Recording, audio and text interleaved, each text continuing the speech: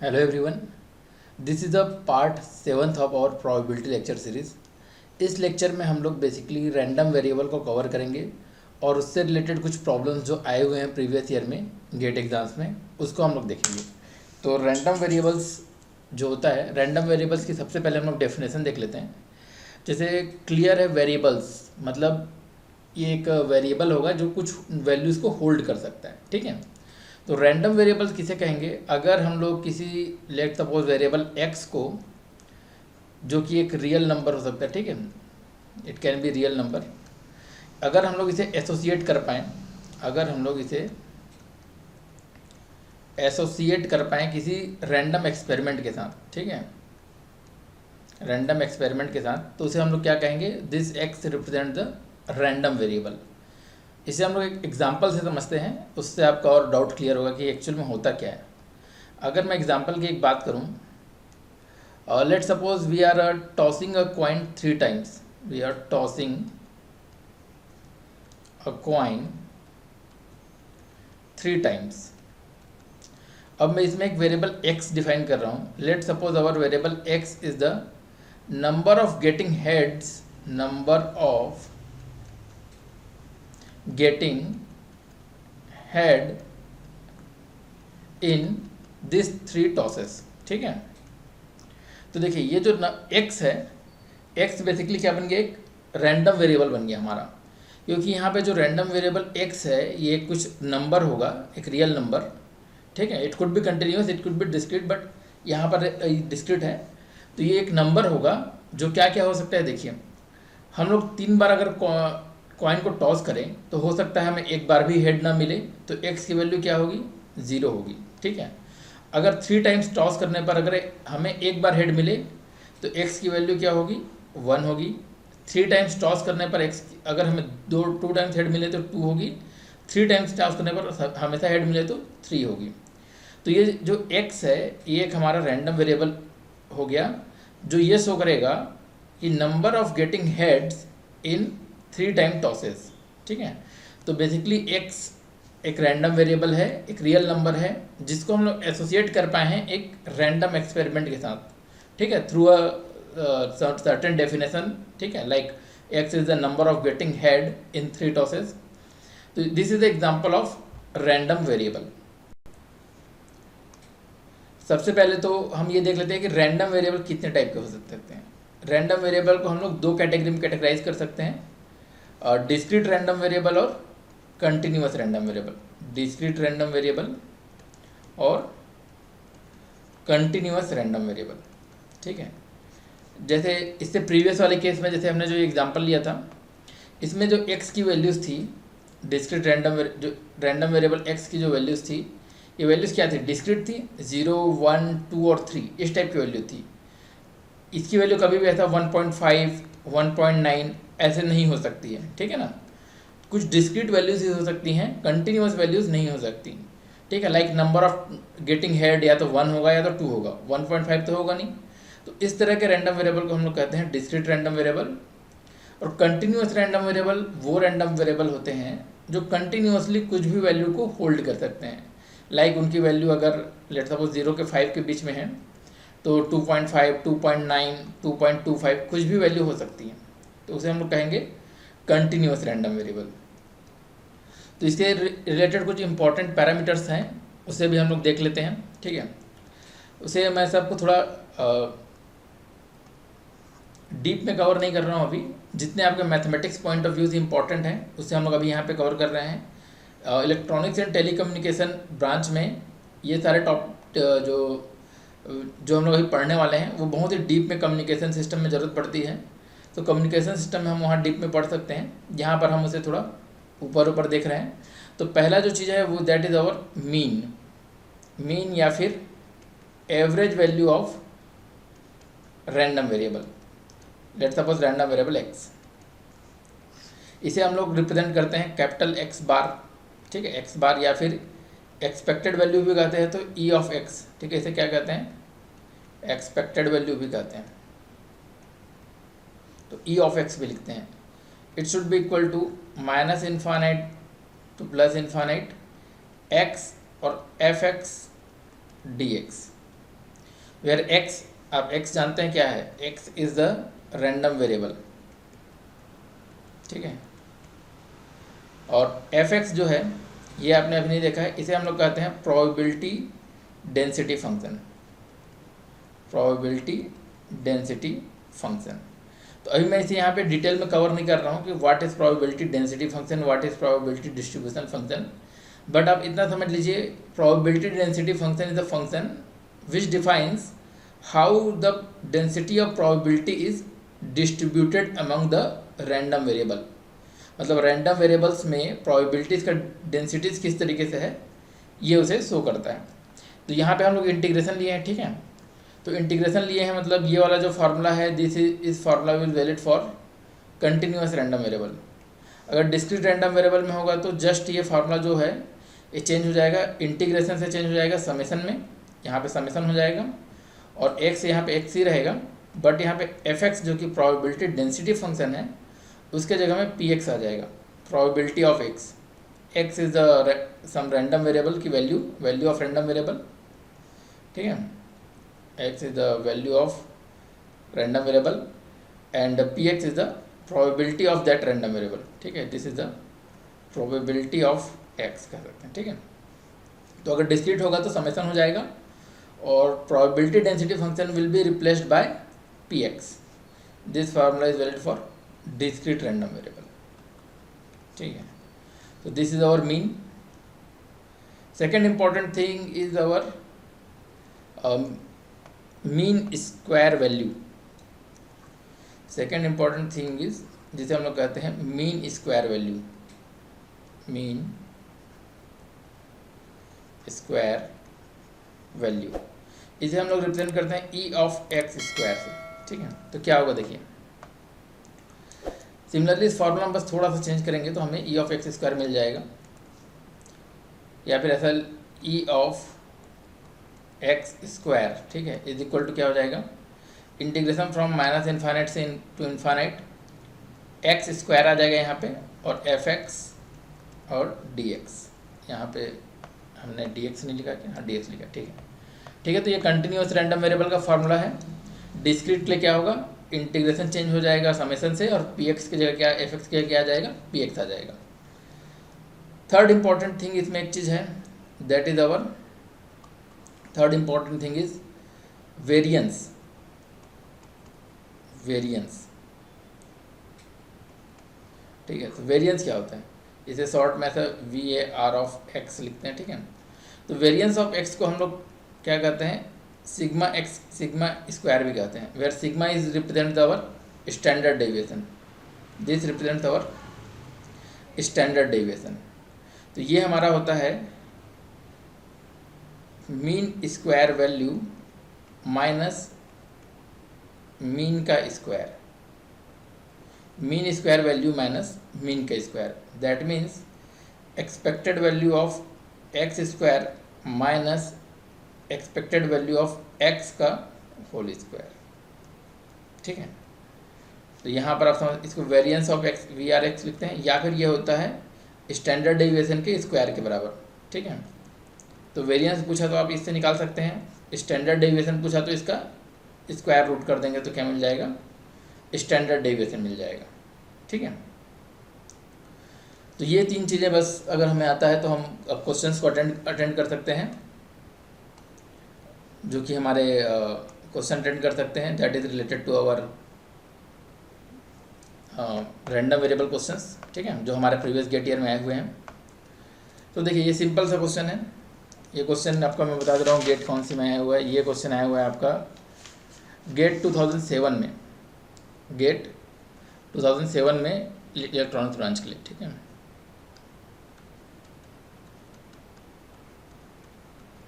क्या पूछा है देखिए, इफ ई डिनोट्स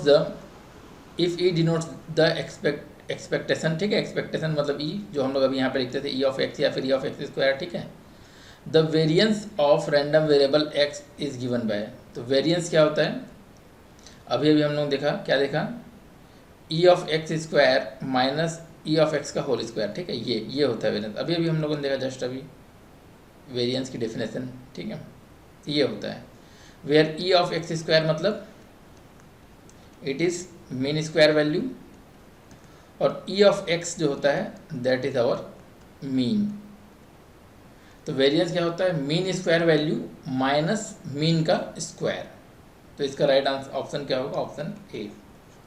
ठीक है, ऑप्शन बी में प्लस है, ये नहीं होगा, ये नहीं होगा, ये नहीं होगा। It is our mean square value जिसकी क्या है, मीन का स्क्वायर है। ठीक है, तो ये तो हमारा सिंपल सा क्वेश्चन था। नेक्स्ट क्वेश्चन हम लोग देखते हैं आगे।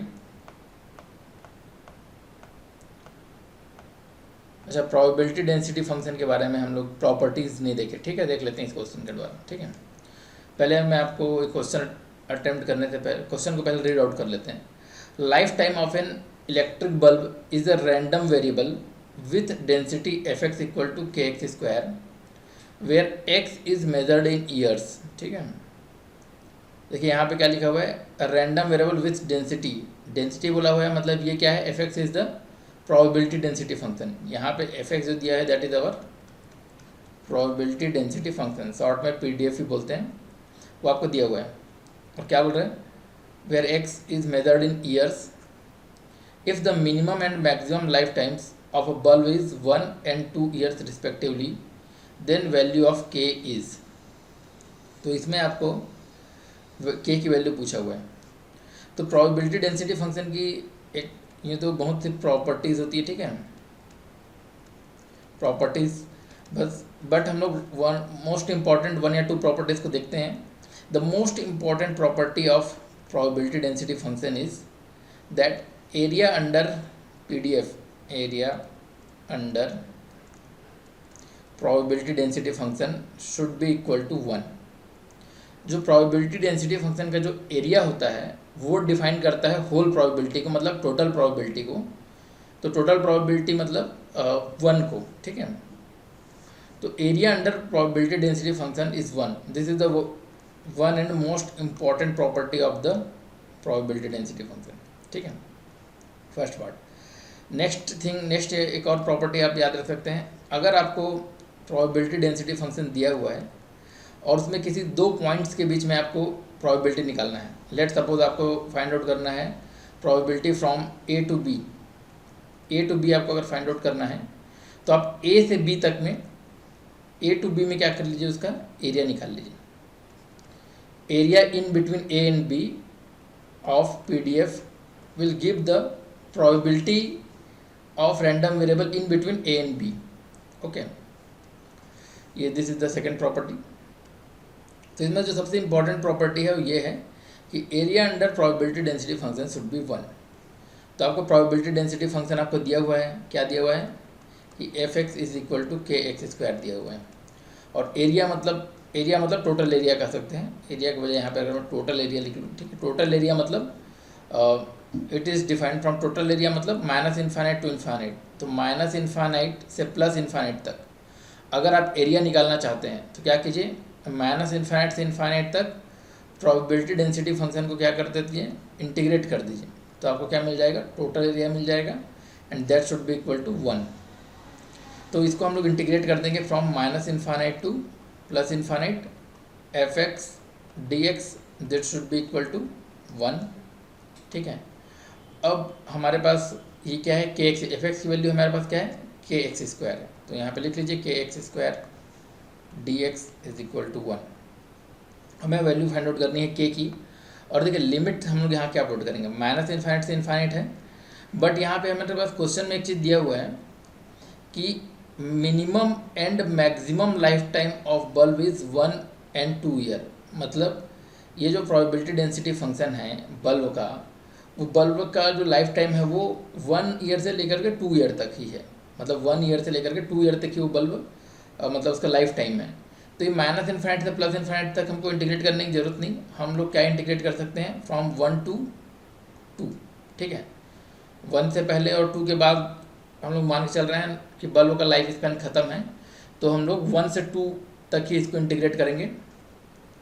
तो यहाँ पे क्या आ जाएगा k, और यहाँ पे आ जाएगा क्या x³/3, और यहाँ पे क्या आ जाएगा 1 to 2 इज इक्वल टू 1।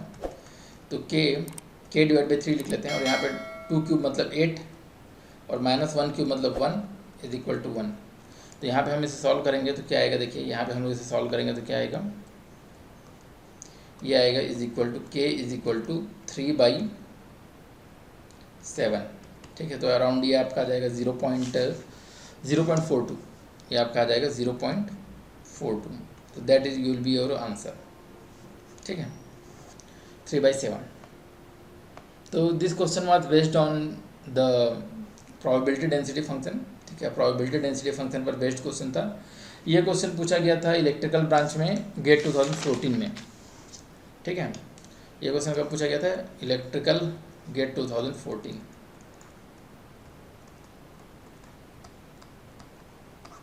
ठीक है, नेक्स्ट हम लोग देखते हैं question related to our random variables. A person decides to toss a fair coin repeatedly until he gets a head. ठीक है, he will make at most 3 tosses.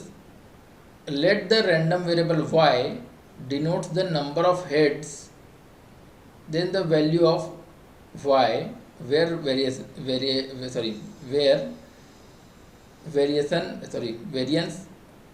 Denotes the variance, मतलब VAR denotes the variance. ठीक है, तो basically हमको variance निकालना है of random variable y का। क्वेश्चन में आप, और आपको 4 ऑप्शंस भी दिए हुए हैं। क्या दिए हुए हैं, 4 आपको ऑप्शंस दिए हुए हैं। तो इसमें आपको एक रैंडम वेरिएबल y डिफाइन किया हुआ है।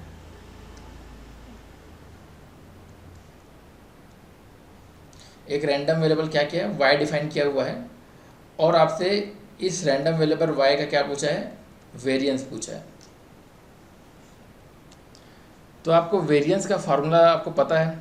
वेरिएंस का फार्मूला क्या होता है, अगर मैं लिखूं यहाँ पे वेरिएंस ऑफ y, इसका फार्मूला आपको पता है, expected value of E of y square, that is mean square value of y minus E square y, मतलब मीन का square, mean square value minus mean का स्क्वायर।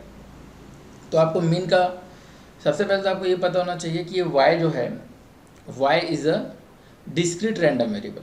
डिस्क्रीट क्यों बोल रहा हूँ, क्योंकि क्या है, y है क्या, ही will make y denotes the number of heads. तो नंबर ऑफ हेड्स जो होंगे वो तो डिस्क्रीट फॉर्म में होंगे, 0 1 2 3 ऐसा कुछ होगा। तो ये जो y है, y is a discrete random variable, discrete random variable. ठीक है, यहाँ तक आपको क्लियर हो गया होगा। तो डिस्क्रीट रैंडम वेरिएबल में अगर मैं मीन लिखूँ, ई ऑफ वाई लिखूँ, तो इसका फार्मूला क्या होता है, summation from minus infinite to infinite लिख सकते हैं, मैं ऐसे लिख रहा हूँ, और y और प्रोबेबिलिटी ऑफ y ये होता है। ठीक है, यहाँ पे from minus infinite to infinite लिखना चाहें तो लिख सकते हैं। तो ये होता है। तो इसमें हमें क्या क्या चीज़ें पता होनी चाहिए, सबसे पहले y पता होना चाहिए कि y की वैल्यू क्या क्या हो सकती है, y की वैल्यू क्या क्या हो सकती है। और इस y के लिए दैट मीन्स ये रैंडम वेरिएबल की वैल्यू क्या क्या हो सकती है, और इस रैंडम वेरिएबल y के लिए इसकी प्रोबेबिलिटीज़ क्या क्या होंगी। ये 2 चीज़ हमें क्या होना चाहिए, पता होना चाहिए। तो चलिए देखते हैं इस क्वेश्चन के हिसाब से क्या क्या होना चाहिए y और क्या होना चाहिए py। क्वेश्चन में क्या लिखा हुआ है, देखिए क्वेश्चन को एक बार और पढ़ते हैं ध्यान से। A person decides to toss a fair coin repeatedly until he gets a head. ठीक है, वो कॉइन को टॉस करेगा until he gets a head. अगर हेड आ जाता है तो फिर उसका टॉस करना बंद कर देगा। ठीक है ना, अगर हेड आएगा तो टॉस करना बंद कर देगा। He will make at most 3 tosses, और एटमोस्ट क्या करेगा, वो 3 टॉस करेगा। तो यहाँ पर देखिए, यहाँ पर उसके 3 टॉसेस में क्या क्या प्रोबेबिलिटीज़ हैं। अगर मैं यहाँ पे थोड़ा सा एक ऐसा बना लूँ, क्या बना लूँ, एक ऐसा अगर मैं सेल बना लूँ,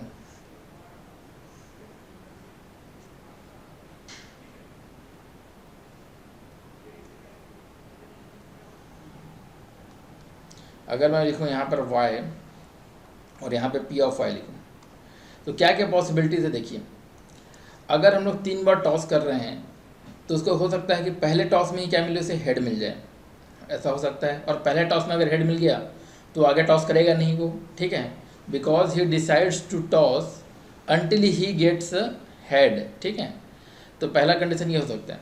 दूसरा कंडीशन क्या हो सकता है कि वो पहले बार उसका टेल मिले, दूसरे बार हेड मिल जाए, और दूसरी बार हेड मिल गया तो फिर वो टॉस करना बंद कर देगा। तीसरी पॉसिबिलिटी हो सकती है कि पहले बार टेल मिले, दूसरे बार टेल मिले और थर्ड टाइम में क्या मिले, हेड मिले, ये भी हो सकता है। और एक क्या चीज़ हो सकता है कि उसे हेड मिले ही ना, 3 बार टॉस करे, तीनों बार में क्या हो, टेल ही मिले। ये सारे कंडीशंस हो सकते हैं अगर वो 3 बार टॉस करता है और जब टॉस करेगा, जब उसे हेड मिलेगा तब वो टॉस करना बंद कर देगा। ठीक है, ओके। तो यहाँ पे देखिए, जब वो पहली बार हेड मिला तो y की वैल्यू क्या होगी, y है क्या चीज़, y डिनोट्स, यहाँ पे क्वेश्चन लिखा हुआ है y denotes the number of heads. ठीक है, y क्या है, y denotes the number of heads. ठीक है ना, random variable y denotes the number of heads. तो y क्या है, नंबर ऑफ हेड्स है। तो नंबर ऑफ अगर हेड्स है तो अगर उसको पहले बार में हेड मिला तो यहाँ पे y की वैल्यू क्या होगी, 1 होगी। अगर वो दूसरी बार में हेड मिला तो भी y की वैल्यू 1 होगी, क्योंकि उसे एक ही बार हेड मिला है। तीसरी बार में भी हेड मिला तो उसके y की वैल्यू क्या होगी, 1 होगी, क्योंकि उसे तीसरी बार में हेड मिला। अगर उसे तीनों बार में अगर हेड नहीं मिला, तीनों बार में अगर हेड नहीं मिला, इस केस में y की वैल्यू 0 होगी, क्योंकि y represent the number of heads if he getting, मतलब number of heads he will get. तो इसकी वैल्यू या तो 1 होगी या तो 0 होगी। ठीक है, 2 या 3 नहीं हो सकती, क्योंकि वो पहले बार जब हेड मिलेगा उसके बाद टॉस करना बंद कर देगा। ठीक है, अब देखिए, पहले बार में हेड मिलने की प्रोबेबिलिटी क्या होगी, ये हाफ होगी। पहले बार अगर आप टॉस करेंगे तो हेड मिलने की प्रोबेबिलिटी भी 1/2, टेल मिलने की प्रोबेबिलिटी भी 1/2।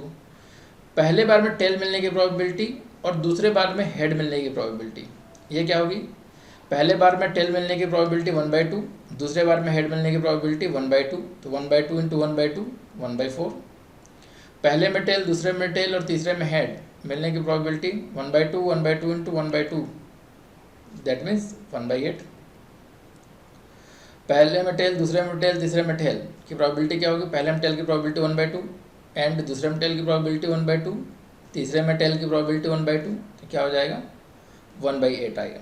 ठीक है, तो इस तरीके से हमने एक टेबल बना लिया। ठीक है, इसमें हमको क्या मिल गया, y मिल गया और py मिल गया। अब हम लोग चाहें तो उसका expected value, that means EY, और मतलब मीन वैल्यू और मीन स्क्वायर वैल्यू कैलकुलेट कर सकते हैं। जैसे अगर मैं मीन वैल्यू कैलकुलेट करूँ, मीन वैल्यू ऑफ y क्या होगा, mean value should be summation y into py। ठीक है, तो देखते हैं y की वैल्यू क्या है। पहले में y की वैल्यू क्या है, 1, py की वैल्यू क्या है, 1/2। ठीक है, प्लस दूसरे में y की वैल्यू 1, py की वैल्यू 1/4, प्लस थर्ड में y की वैल्यू 1, py की वैल्यू 1/8, प्लस समेसन है सब प्लस, फिर y की वैल्यू 0 और py की वैल्यू 1/8।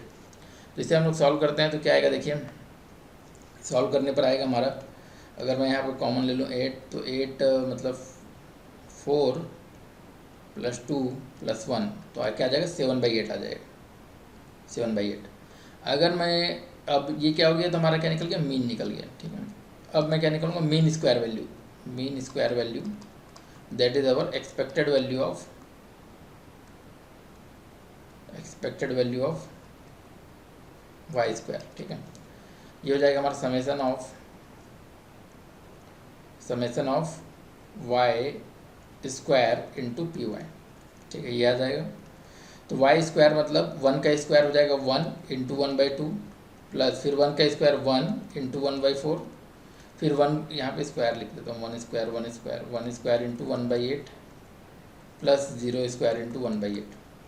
तो 1 का स्क्वायर तो 1 ही होगा, 0 का स्क्वायर 0 होगा। तो ये हमारा क्या आ जाएगा, ये यहाँ पर आ जाएगा हमारा, मैं यहाँ पे थोड़ा सा एक बात, इसे हम थोड़ा और जगह,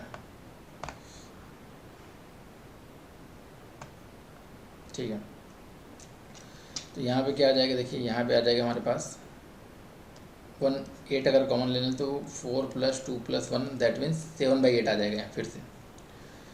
तो मीन भी हमको क्या मिला, मीन भी 7/8 मिला और मीन स्क्वायर वैल्यू भी क्या मिला, 7/8 मिला, दोनों हमें क्या मिला, 7/8।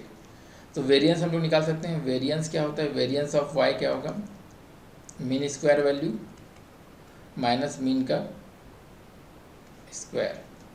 तो मीन स्क्वायर वैल्यू इज और 7/8 और माइनस मीन भी 7/8 है, तो 7/8 के स्क्वायर क्या आ जाएगा, 7/8 माइनस 49/64। तो इसको अगर आप माइनस करेंगे तो क्या आएगा, देखिए ये आ जाएगा। अगर 64 को मैं यहाँ पे ऐसे ले लूँ तो 56 minus 49 divide by 64, that means 7/64 आ जाएगा। इसका आंसर क्या आ जाएगा? 7/64। तो let's check out the answer. और हम लोग ऑप्शन में चेक कर लेते हैं क्या होगा। तो देख सकते हैं हमारा ऑप्शन सी इज और 7/64। तो इस क्वेश्चन का राइट आंसर क्या होगा? Option C. ठीक है, आई थिंक आपको ये अच्छा लगा होगा लेक्चर। अगर आपको अच्छा लगा होगा तो आप हमें कमेंट बॉक्स में ज़रूर बताइए। हमें सोशल मीडिया में ज़रूर फॉलो कर लीजिए। हमारे सारे सोशल मीडिया के लिंक्स आपको डिस्क्रिप्शन में मिल जाएंगी। डिस्क्रिप्शन में और भी यूज़फुल लिंक दी हुई हैं, आप उन्हें भी चेकआउट कर सकते हैं। आप जो भी सोशल मीडिया ज़्यादा यूज़ करते हैं उसमें हमें फॉलो कर लीजिए। और खास करके टेलीग्राम आप ज़रूर फॉलो कर लीजिए, क्योंकि टेलीग्राम में आपको बहुत से यूज़फुल कंटेंट मिल जाएंगे। Thank you so much guys.